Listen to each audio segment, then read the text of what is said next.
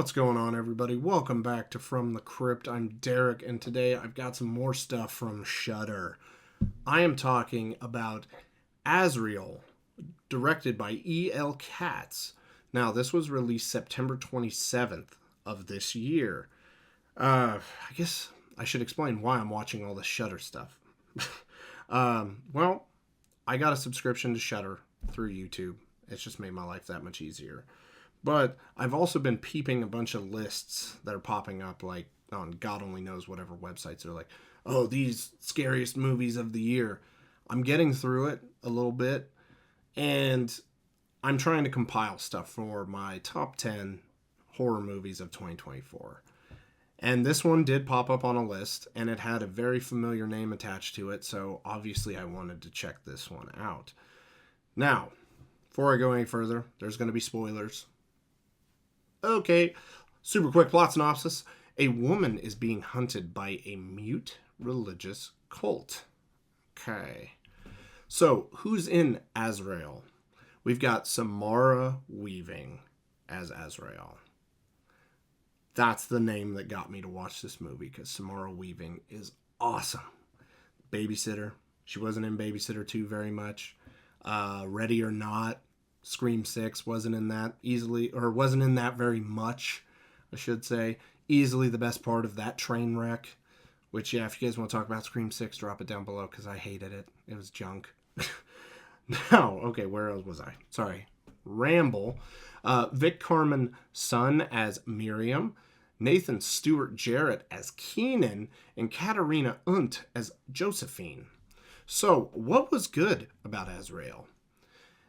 This movie was very, very interesting because there is legit only like 6 lines of dialogue in this movie, and it's from one guy. It's just a certain part of the movie where she gets picked up by a dude who doesn't have the little surgical cross scar from getting their voice boxes like severed, detached. So it makes sense why there is no dialogue in the movie. At least that's explained. You're not like, why aren't these people fucking talking? What? It's at least explained. Samara Weaving is seriously phenomenal in this movie.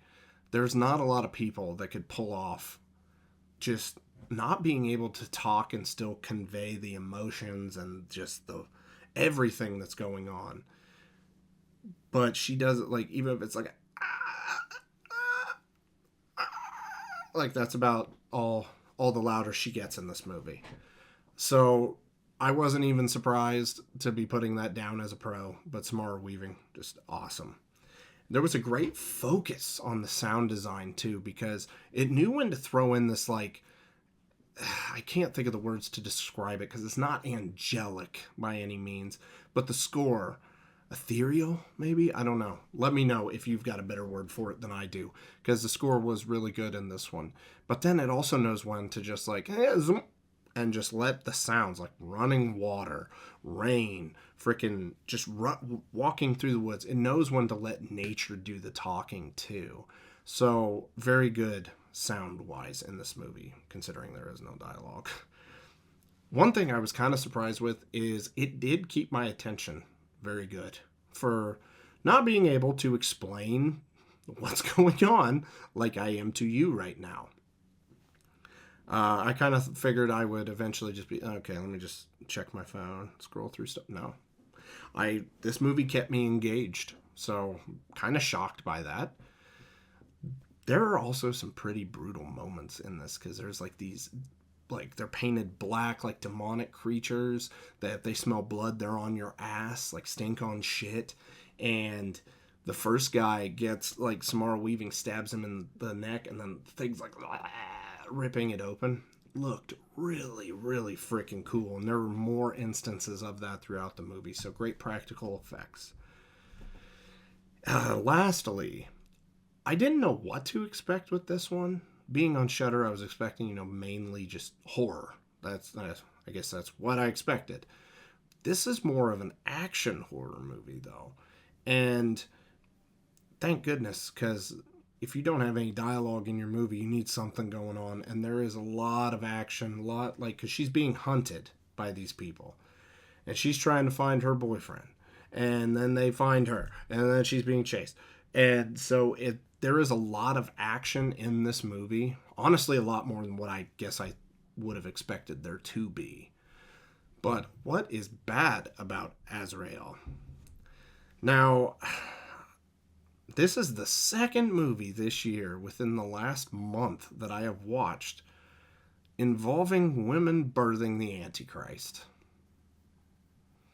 I don't know if Immaculate has a similar plot, because I still need to watch that, and the only thing I know about Immaculate is that Sydney Sweeney's a nun. That's all the more I've got. So it seems like this subject is being thrown out a lot. I guess that's what I'm trying to say. Now, the lack of dialogue in the movie, while it is cool, it's different. It's different, okay?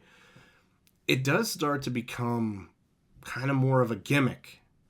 And I don't know, you do kind of start to be like, okay, just talk. Because one thing, I was telling my wife this, I wouldn't even know the characters' names if I didn't look it up afterwards. Like, it's not like they're signing or anything, Turtle.